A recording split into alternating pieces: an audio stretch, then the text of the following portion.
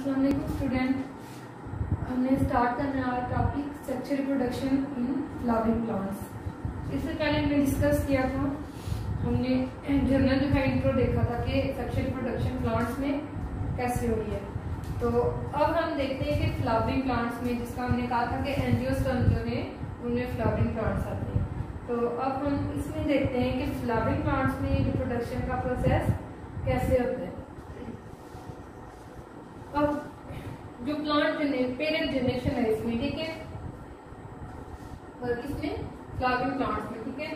अब flowering plants में जो पेरेंट जनरेशन होती है वो कौन सी होती है? स्पोरोफाइट, ठीक है। हमने ये पहले भी बात की कि जो स्पोरोफाइट जनरेशन होती है वो क्या होती है? पेरेंट जनरेशन होती है और डिप्लॉयड होती है, ठीक है। इसके बाद अब फ्लावरिंग प्लांट्स में बात करें तो फ्लावर में रिप्रोडक्शन जो होती है वो उसके रिप्रोडक्टिव पार्ट्स से होती है, ठीक है। फ्लावर में उसके जो रिप्रोडक्टिव पार्ट्स पाए जाते हैं उनसे उसकी फर्दर जो है वो क्या होती है? रिप्रोडक्शन होती है। अब अगर हम फ्लावर का स्ट्रक्चर देखते हैं तो इसमें क्या होता है? इसमें 4 जो है वो वर्ड्स पाए जाते हैं, ठीक है। क्या पाए जाते हैं फ्लावर में? 4 वर्ड्स पाए जाते हैं, ठीक है। 2 जो होते हैं वो इनसाइड वर्ड्स होते हैं और जो 2 है वो आउटसाइड होते हैं, ठीक है।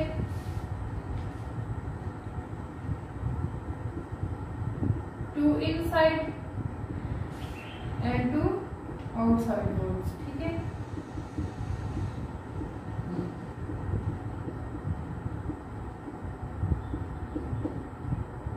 ये फ्लावर का स्ट्रक्चर होता है, ठीक है। अब हम इसकी विधियां देखते हैं कि किस तरह से हो जाती है। अब जो आउटर वर्ड्स होते हैं, ठीक है, वो क्या होते हैं? फ्लावर के नॉन रिप्रोडक्टिव पार्ट, ठीक है, नॉन रिप्रोडक्टिव। जबकि जो बल्कि जो इनसाइड होते हैं ये रिप्रोडक्टिव होते हैं, ठीक है।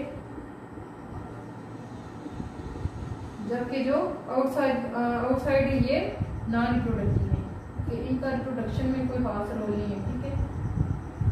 ये क्या है? नॉन रिप्रोडक्टिव है।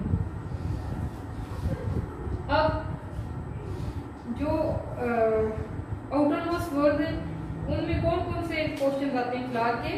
केलैक्स एंड कोरोला, ठीक है। ये तो आपको यहाँ से क्लियर हो गया कि जो इनसाइड होते हैं वो क्या होते हैं? रिप्रोडक्टिव होते हैं, जबकि जो आउटसाइड होते हैं वो नॉन रिप्रोडक्टिव होते हैं। अब आउटसाइड की हम बात करें तो आउटसाइड वर्ड्स में कौन से 2 पार्ट्स आते हैं? फ्लावर के क्वेश्चन आते हैं केलैक्स and other one is Corolla, ठीक है। ये कौन से वाले में हो गए? आउटसाइड में, ठीक है। अब हम केलैक्स को देखते हैं कि केलैक्स क्या है। केलैक्स होता है ये आउटर मोस्ट वर्ड होता है फ्लावर का, जिसकी जो यूनिट होती है लीफलेट यूनिट वो होती है सेपल्स, ठीक है। ये देखिए ये क्या है? ये आउटर मोस्ट वर्ड है, ठीक है, फ्लावर का। और ये केलैक्स, ठीक है। सेपल्स किसकी? जो सेपल है ये किसकी लीफलेट यूनिट है? केलैक्स की, ठीक है। सेपल केलैक्स में पाई जाती है। इसके बाद इसका कलर जो है वो ग्रीन होता है, ठीक है। इसका कलर कौन सा होता है? ग्रीन कलर होता है। हम सेपल की बात कर रहे हैं कि कौन सा कलर होता है इसका? Green colour. इसके बाद ये क्या करती है? पहले ये आउटर है, इसका रिप्रोडक्शन में भी कोई खास रोल नहीं है, तो ये क्या करती है? प्रोटेक्ट करती है इनर वर्ड्स को, ठीक है। उनको प्रोटेक्शन प्रोवाइड करती है उनकी बर्थ स्टेज में, ठीक है। जब वो बर्थ स्टेज पे होते हैं, ठीक है, अपनी रिप्रोडक्टिव स्टेज पे होते हैं, तो उनको प्रोटेक्शन प्रोवाइड करती है, ठीक है। जो हमारे पास सेपल्स है, जो आउटर मोस्ट जो है वर्ड है हमारे पास। अब हम इसको स्टडी करते हैं क्लियरली।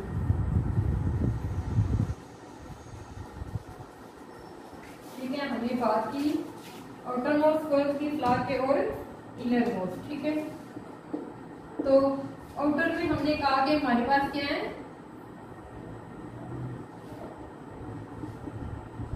ठीक है, केलैक्स और करोला। अब केलक्स में हमने कहा कि इसकी लीफलेट यूनिट कौन सी है, सेपल, ठीक है। इसके बाद ये क्या है, इसका ग्रीन कलर होता है। और इसके बाद हमने क्या देखा कि ये प्रोटेक्ट करता है इनर वॉल्स, ठीक है, बर्ड स्टेज पे, एट बर्ड स्टेज। इसके बाद हमारे आ जाती है सेकंड टर्म, आउटरमोस्ट वर्ल्ड की सेकंड टाइप ये करोला।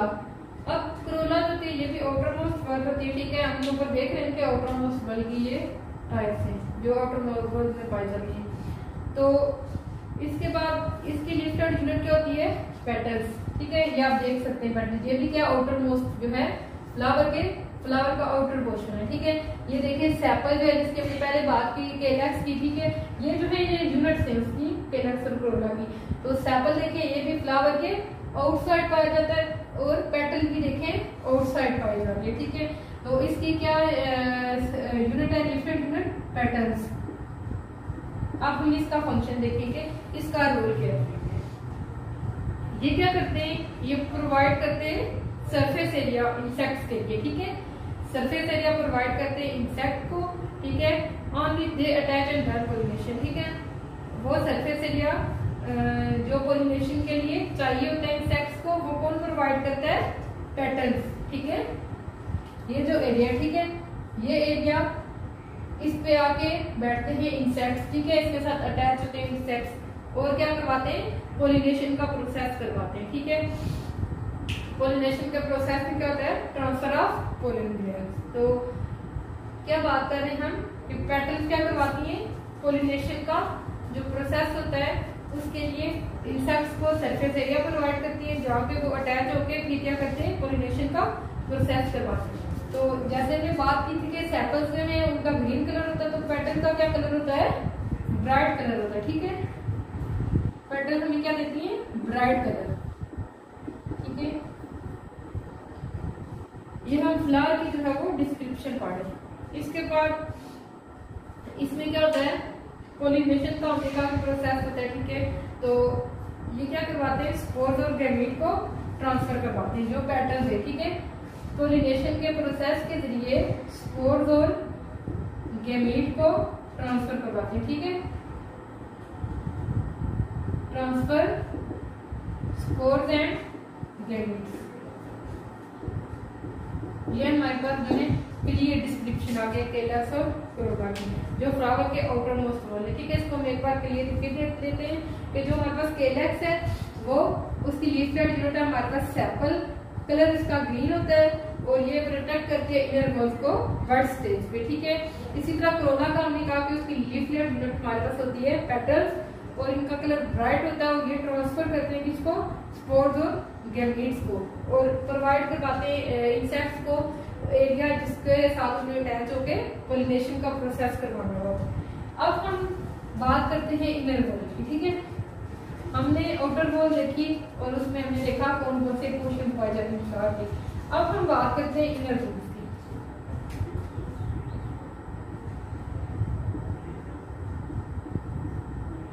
ठीक है, इनर वॉल, इनर वॉल में क्या पाया जाता है, एंड्रोशियम और गाइनोशियम।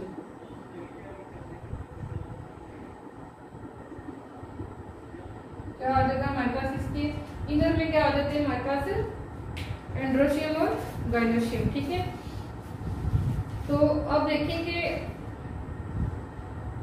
हमने कहा था कि जो आउटर वॉल में उनमें जो पार्ट्स है कैलक्स करोला वो नॉन रिप्रोडक्टिव, ठीक है, रिप्रोडक्शन में उनका कोई रोल नहीं है। अब एंड्रोशियम और गाइनोशियम जो है ये रिप्रोडक्टिव पार्ट है, ठीक है, ये फ्लावर के रिप्रोडक्टिव पार्ट है। एंड्रोशियम में क्या पाए जाते हैं, इसकी यूनिट कौन सी है, स्टेमन, ठीक है।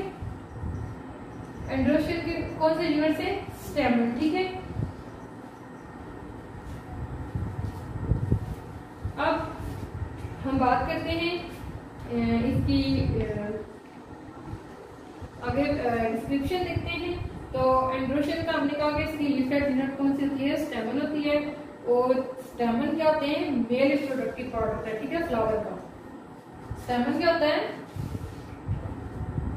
हम अब इसको इजीली जो है स्टडी करते हैं अपनी कि स्टेमन क्या होता है, मेल रिप्रोडक्टिव पार्ट होता है, ठीक है। मेल रिप्रोडक्टिव पार्ट को हम किसका नाम देते हैं, स्टेमन का, जो फ्लावर का, ठीक है। यहाँ पे हम फ्लावर की बात कर रहे हैं कि फ्लावर एंड्रोशियम जो है वो रिप्रोडक्टिव पार्ट होता है फ्लावर का, और इसकी लीफ यूनिट होती है हमारे पास स्टेमन। स्टेमन हमारे पास मेल रिप्रोडक्टिव पार्ट होता है किसका, फ्लावर का। और स्टेमन ओरिजिनेट कहाँ से होते हैं, ठीक है। स्टेमन ओरिजिनेट होते हैं एक थ्रेड लाइक स्ट्रक्चर से, ठीक है, जिसको हम क्या बोलते हैं, फिलामेंट, ठीक है। अब फिलामेंट का एक एंड जो होता है हमारे पास वो अटैच होता है, जबकि दूसरा जो होता है वो फ्री होता है, ठीक है। ये देख सकते हैं आप लोग,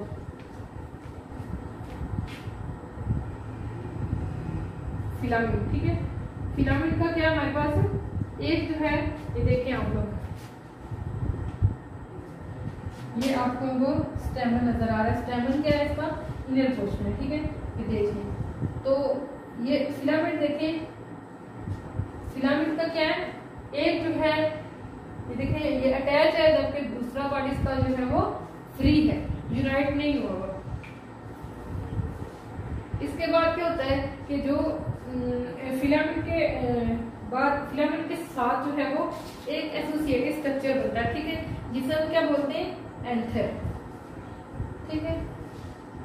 क्या बनता है हमारे पास, एंथर। ये देखिए फिलामेंट के साथ ये देखिए अटैच हुआ हुआ एक स्ट्रक्चर बना हुआ है, इसको हम क्या कह रहे हैं, ये हमारे पास क्या है, एंथर, ठीक है। क्या बात की हमने कि एंड्रोशियम में स्टेमन पाए जाते हैं, लीफ यूनिट्स जो होते हैं ये मेल प्रोडक्टिव पार्ट होता है फ्लावर का। इसके बाद स्टेमन ओरिजिनेट होते हैं एक थ्रेड लाइक स्ट्रक्चर से, ठीक है, जिसको हम फिलामेंट बोलते हैं, ठीक है। आपने फिलामेंट भी देखा फिगर में कि ये इनर वर्ल्ड है फ्लावर का, और फिलामेंट के ऊपर फिलामेंट के साथ एक एसोसिएटेड स्ट्रक्चर पाया जाता है, जिसको क्या कहते हैं, एंथर। अब एंथर और फिलामेंट मिलकर क्या बना रहे थे, स्टेमन, ठीक है। स्टेमन क्या है, यूनिट है एंड्रोशियम का। ये सब एंथर के अंदर परफॉर्म हो रहा था, ठीक है। ये सारा प्रोसेस किसके अंदर परफॉर्म हो रहा था, एंथर के अंदर। ये देखिए हमने कहा कि एंथर और फिलामेंट मिलकर क्या बना रहे थे, स्टेमन, ठीक है। और ये सारा प्रोसेस किसके अंदर हो रहा था, इसके अंदर, एंथर के अंदर, ठीक है। अब क्या होता है, अब एंथर में मियाटिक जो है रिपीटेड डिवीजन होती है, ठीक है। क्या होती है, रिपीटेड मियाटिक डिवीजन होती है, किसके अंदर, एंथर के अंदर।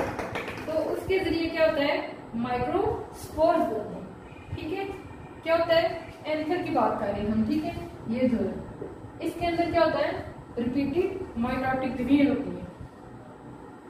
रिपीटेड मियाटिक जो डिवीजन होती है, तो इनके जरिए हमारे पास हैप्लॉइड माइक्रोस्पोर्स बने होते हैं, जो कि क्या बनाते हैं, मेल गैमेट्स बनाते हैं, ठीक है। मेल गैमेटोफिटिक जनरेशन उनसे बनती है, उनसे डेवलप होती है, ठीक है।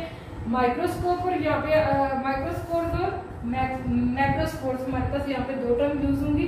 तो माइक्रोस्पोर जो टर्म यूज हो रही है ये मेल के लिए होती है, क्यों, क्योंकि मेल जो गैमेट्स होते हैं वो स्मॉल होते हैं यहाँ पे, जबकि फीमेल जो होते हैं वो लार्ज होते हैं। तो फीमेल के लिए हम मेगास्पोर यूज करेंगे, मेगास्पोर, और जबकि मेल के लिए माइक्रोस्पोर की टर्म यूज करेंगे।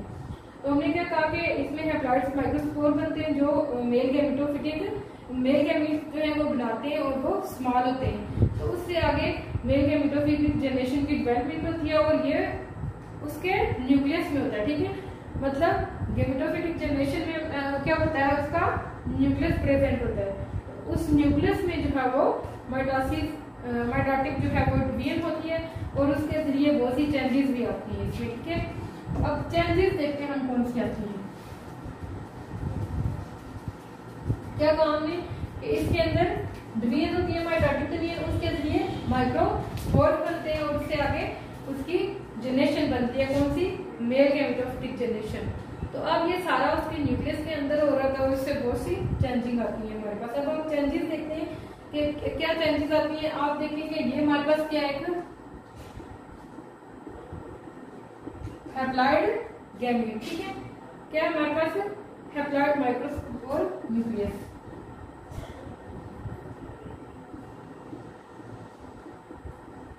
ठीक है।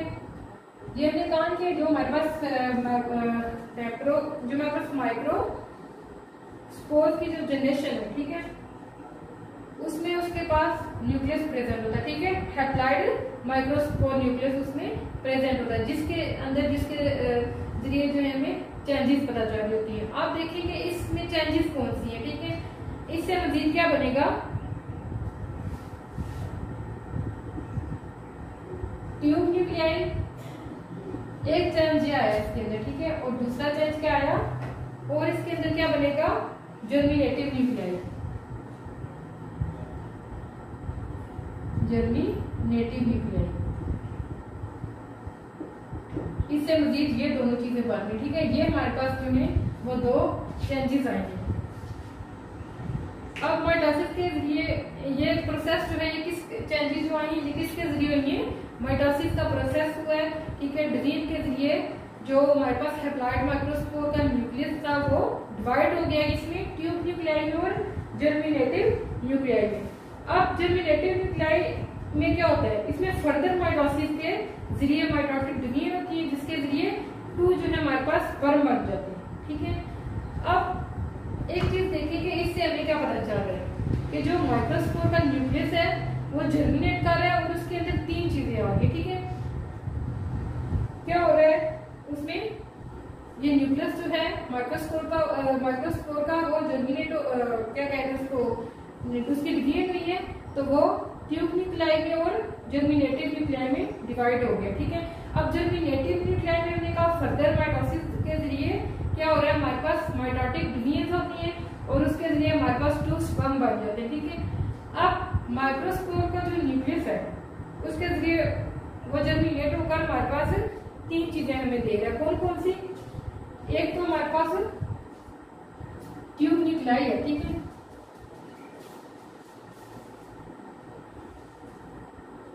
क्या हो रहा है, ये फर्दर इसमें माइटोसिस प्रोसेस को ये हमें क्या दे रहा है, स्पर्म, टू स्पर्म दे रहा और एक ट्यूब न्यूक्लियाई, ठीक है। इसमें हम जर्मिनेटिव न्यूक्लियाई की बात इसलिए नहीं कर रहे क्योंकि वो उसकी ऑलरेडी डिवीजन हो चुकी है, ठीक है।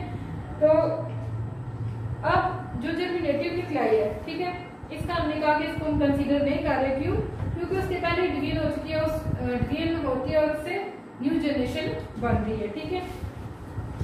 तो ये सब हमारा था एंड्रोशियम के रिलेटेड, ठीक है। तो हम एक बार क्लियर इनको देख लेते हैं कि हमारे पास फ्लावर के हमने कहा तीन पार्ट्स होते हैं, फ्लावर के दो पार्ट्स पाए जाते हैं, दो होते हैं इनर और दो आउटर। इनर में हमने बात की हमारे पास आते हैं एंड्रोशियम और गायनेशियम, जबकि हमारे पास आउटर में क्या था, कैलक्स और क्रोला, ठीक है, उनको हमने डीपली स्टडी किया। तो लास्ट जो है हमारे पास एंड्रोशियम, इसका हम देख लेते हैं कि इसमें हमने फ्लावर को सामने रख के इसकी डिस्क्रिप्शन लिखी है कि क्या हो रहा है इसमें। एंड्रोशियम में हमने कहा कि मेल प्रोडक्टिव पार्ट होता है स्टेमन जो इसमें इन्वॉल्व होता है, तो ये ओरिजिनेट हो रहा था स्ट्रक्चर से जिसे हमने कहा फिलामेंट का नाम दिया, इसके साथ एसोसिएटेड स्ट्रक्चर जो है उसको हमने कहा कि एंथर, और एंथर में जो डिवीजन हो रही है वो एंथर में हो रही है, और उससे क्या हो रहा है हमारे पास क्या आ रही है, रिपीटेड मतलब यूनिट रिपीटेड माइटोटिक डिवीजन हो रही है, और माइक्रोस्पोर आ रहे हैं हमारे पास जो कि मेल गैमेट। इसमें हमने कहा कि मेल जो गैमेट है हमारे पास वो क्या होते हैं, स्मॉल होते हैं, जबकि जो फीमेल होते हैं वो लार्ज होते हैं। फीमेल के लिए हम कौन सी टर्म यहाँ पर यूज करते हैं, मेगास्पोर्स की। तो इसमें हमने चेंजेस देखी है हमारे पास माइटोसिस का जो इसमें प्रोसेस हो रहा है कि हैप्लॉइड माइक्रोस्पोर न्यूक्लियस में, तो उससे हमारे पास ट्यूब न्यूक्लियाई आ रही है और जर्मिनेटिव न्यूक्लियाई, ठीक है। तो आगे उसमें फर्दर जो है जर्मिनेटिव न्यूक्लियाई में भी माइटोटिक डिवीजन हो रही है, ठीक है, तो उससे हमें दो स्पर्म्स आ रहे हैं हमारे पास। तो हमने कहा कि हमारे पास जो जर्मिनेटिव माइक्रोस्पोर जो न्यूक्लियस है जर्मिनेट होकर हमें तीन चीजें देता है, कौन कौन सी, एक ट्यूब न्यूक्लियस और दो स्पर्म्स, ठीक है। अब फर्दर क्या होता है, इनकी डिवीजन होती रहती है और जनरेशन हमारे पास न्यू बनती रहती है। आज हमने इतनी स्टडी करना था, नेक्स्ट हमने गायनेशियम का देखना है, तो वो हम नेक्स्ट लेक्चर में देखेंगे। इसमें से आप लोगों को कोई चीज समझ ना आए तो आप मुझसे कमेंट बॉक्स में पूछ सकते हैं। थैंक्स, अल्लाह हाफिज़।